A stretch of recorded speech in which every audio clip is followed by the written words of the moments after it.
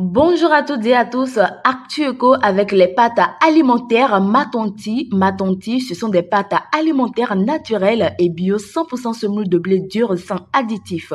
Choisir la qualité, c'est choisir Matonti. Le Bénin a lancé en partenariat avec le groupement interbancaire monétique de l'UEMOA la première carte prépayée interopérable de l'Union appelée ROAO. Accessible sans compte bancaire, elle vise à renforcer l'inclusion financière et faciliter l'accès aux services du trésor public. La carte permet retrait paiement électronique, achat en ligne et transfert mobile, avec suivi via l'application Jimbaraka. Elle constitue un outil sécurisé pour les transactions entre l'administration et les bénéficiaires de transferts publics. Cette innovation positionne le Bénin comme pionnier dans la modernisation des paiements publics au sein de l'UEMOA. Pendant ce temps, l'ANAGEM a annoncé la création d'un marché spécialisé pour le charbon et les produits pétroliers au Bénin. Ce projet vise à isoler ces activités à risque des marchés traditionnels pour protéger la salubrité publique.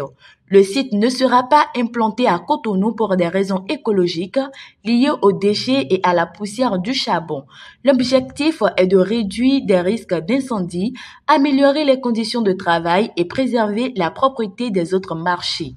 Cette initiative traduit une volonté gouvernementale de moderniser la gestion des marchés et de renforcer la sécurité des populations. La Société financière internationale du groupe de la Banque mondiale accordera 19,6 millions de dollars au Bénin pour la construction de cadres centrales solaires photovoltaïques.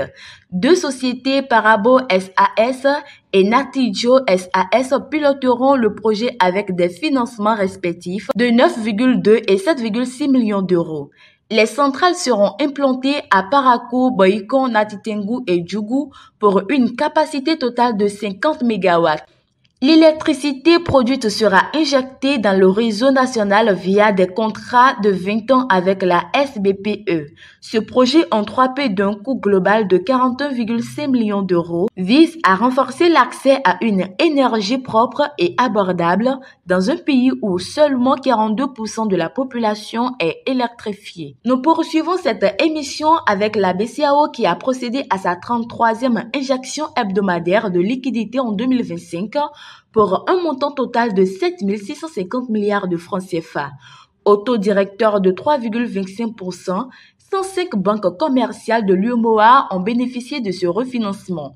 La Côte d'Ivoire arrive en tête avec 1535 milliards de francs CFA, suivi du Mali avec 1393 milliards.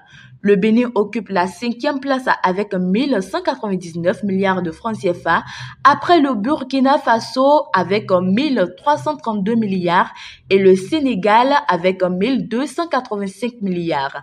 Cette opération confirme le rôle central de la BCEAO dans le soutien au système bancaire et à la liquidité régionale. Une dernière information pour finir. En Côte d'Ivoire, le Conseil du coton de l'Anacarde et du Carité a lancé une opération pour faciliter l'écoulement des stocks résiduels de noix de cajou détenus par des producteurs. Cette initiative vise à accélérer la commercialisation de ces produits à travers des acheteurs agri. Les transactions se feront au prix plancher garanti de 425 francs CFA le kilogramme. L'objectif est de sécuriser les revenus des producteurs et d'assurer la stabilité de la filière.